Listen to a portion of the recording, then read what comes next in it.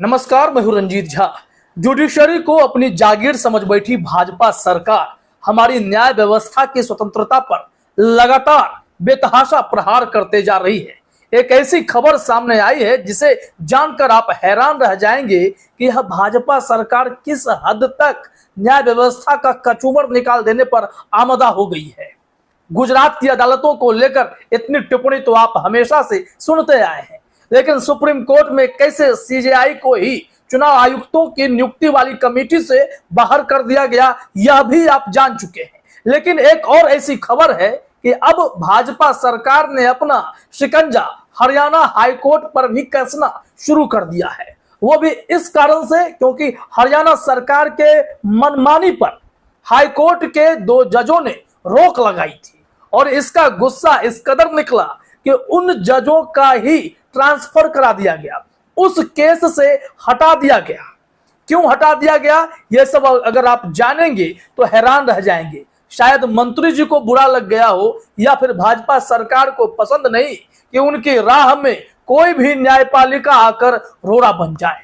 मामला सिर्फ इतना नहीं है कि उन दोनों जजों को इस केस से हटा दिया गया है, इससे भी बड़ी बात यह है कि जिस नई बेंच को यह केस सौंपा गया था उन लोगों ने भी इस मामले में हाथ खड़े कर दिए हैं, हाथ जोड़ लिए हैं। क्या मायने हैं इनके? अब क्या होगा? अदालतों पर इस तरीके से शिकंजा कसने वाली भाजपा सरकार क्या जवाब दे पाएगी कि जुडिशरी को इतनी बुरी स्थिति में लाने के पीछे मकसद क्या है? आप सब जानते हैं कि हरियाणा में कितनी भयंकर हिंसा हुई। हाल ही में नूह की हिंसा हरियाणा में फैलती चली गई। इसके बाद हरियाणा सरकार ने आरोपियों पर कार्रवाई करनी शुरू कर दी और इसमें अधिकतर मुसलमानों के घर बुलडोज कर दिए गए, जमींदोज कर दिए गए।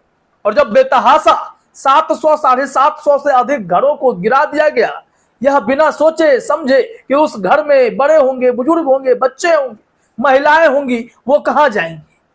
ये सब बिना सोचे सरकार अंधाधुंध कार्रवाई करती रही, जैसा कि भाजपा शासित सरकारें अपने राज्य में बुलडोजर नीति को लागू कर हाई कोर्ट, सुप्रीम कोर्ट, निचली अदालतें सबको दरकिनार कर अपना ही फैसला, अपना ही कानून चलाने पर आमदा है। ठीक उसी तरीके से भाजपा शासित या हरियाणा सरकार भी वही काम करने लगी।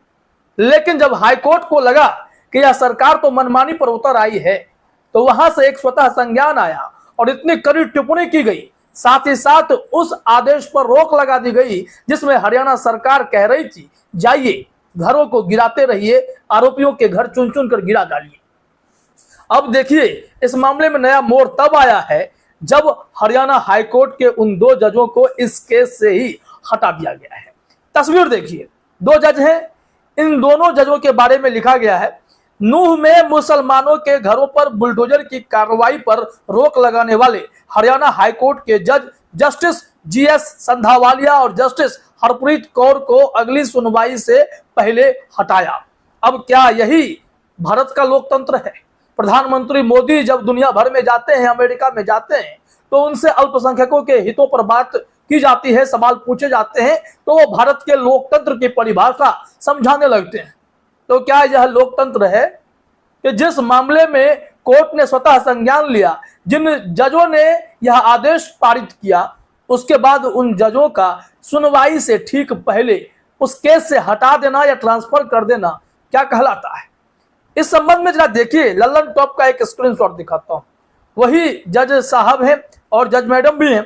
इनकी तस्वीर को शेयर करते हुए लल्लन टॉप ने लिखा है जिसने नूह में बुलडोजर एक्शन को रोका, हाईकोर्ट की उस बेंच का ट्रांसफर। ललन टॉप ने लिखा भी है ब्रीफ में, ट्वीट में, फिर हम खबर में कारण भी बताएंगे। इसमें लिखा गया है पंजाब और हरियाणा हाईकोर्ट की एक बेंच ने नूह में लोगों के घर पर की जा रही बुलडोजर कार्रवाई पर रोक लगा दी। साथ ही कोर्ट ने सरकार से सवाल किया था कि क्या राज्य जातीय संहार करने की कोशिश कर रहा है। अब इस बेंच को बदल दिया गया है, यानी अब कोई और जज सुनवाई करते। आज ही सुनवाई होनी थी, लेकिन आपको जानकर हैरानी होगी कि इस मामले की सुनवाई स्थगित कर दी गई है।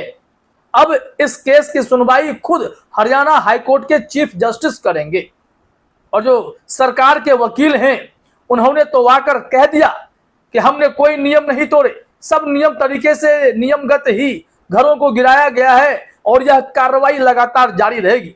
चाहे लाख हाईकोर्ट हो, सुप्रीम कोर्ट हो आलोचना कर दे हमारी, लेकिन यहां हम लोग अपनी कार्रवाई से बाज नहीं आएंगे। निश्चित तौर पर हरियाणा हाईकोर्ट के सामने या फिर हमारे देश की न्यायपालिका के सामने यह गंभीर चुनौती बन गई है कि उनके आदेशों को भी अब सरकार नहीं मानना चाहती है। चाहे वो केंद्र में बैठी मोदी सरकार हो या फिर राज्यों में बैठी अलग अलग भाजपा शासित सरकारें हो, ये सब तय कर चुकी हैं कि उन्हें अपने मन से ही चलना है। जुडिशरी लाख रोकने की कोशिश कर दे लेकिन उनकी सुननी ही नहीं है, अपने मन की ही करनी है। अब देखिए इसके खबर में हम बताते हैं आपको कि कारण क्या बताया गया है। लाइव लॉ ने इस संबंध में एक रिपोर्ट प्रकाशित की थी। ललन टॉप ने उसी रिपोर्ट का हवाला देते हुए लिखा है, लाइव लॉ की एक रिपोर्ट के मुताबिक 10 अगस्त की देर रात हाईकोर्ट की इस बेंच को बदल दिया गया। बेंच एक दिन बाद यानी 11 अगस्त को ही इस मामले की फिर से सुनवाई करने वाली थी। इससे पहले ही बेंच का ट्रांसफर हो गया। इसमें जस्टिस जीएस संधावालिया और जस्टिस हरप्रीत कौर जीवन शामिल हैं। अब जस्टिस अरुण पल्ली और जस्टिस जगमोहन बंसल की बेंच इस मामले की सुनवाई करेगी। लेकिन हैरानी की बात यह है कि जस्टिस अरुण पल्ली ने भी इस मामले में सुनवाई से इनकार कर दिया है। अब यह मामला चीफ जस्टिस के पास गया है। वो मामला भी पहले क्लियर करते हैं, फिर हम आपको कारण बताएंगे कि पिछले जजों को क्यों हटाया गया और कैसे एक मंत्री जी के बयान और फिर जो हरियाणा सरकार के वकील हैं उनकी बातों को अगर आप समझेंगे तो समझ में सारी चीजें आ जाएंगी कि जुडिशरी अब कितने दबाव में आ चुकी है। दैनिक भास्कर ने एक खबर प्रकाशित की है, इसमें लिखा हुआ है, नू हिंसा की सुनवाई हाईकोर्ट के चीफ जस्टिस करेंगे। जस्टिस अरुण पल्ली की बेंच का इनकार, सरकार बोली नियमों के तहत बुलडोजर चलाया। अब जरा यह सोचिए कि उन दोनों जजों को पहले हटाया गया, इसके बाद अरुण पल्ली साहब के बेंच के पास यह मामला गया तो उन्होंने भी सुनवाई से इनकार कर दिया। ठीक उसी तरीके से जब गुजरात हाईकोर्ट में राहुल गांधी का मामला जस्टिस गीता गोपी के पास गया तो उन्होंने भी इनकार कर दिया था और खुद को इस मामले से अलग कर लिया। फिर जस्टिस हेमंत प्रक्षक के पास राहुल गांधी का मामला पहुंचा था।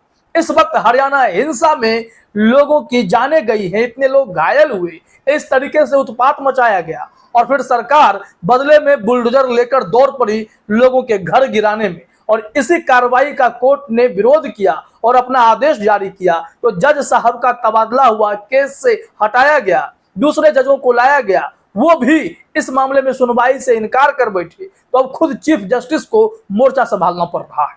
यह नौबत आ गई है इस वक्त हमारे जुडिशरी में।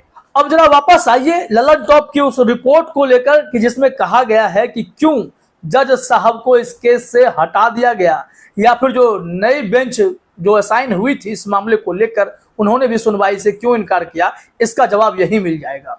इसमें कहा गया है, जस्टिस जीएस संधावालिया और जस्टिस हरप्रीत कौर जीवन की बेंच ने हरियाणा सरकार से पूछा था कि जिन इमारतों पर बुलडोजर चलाया जा रहा है क्या वो किसी एक खास समुदाय के लोगों की है?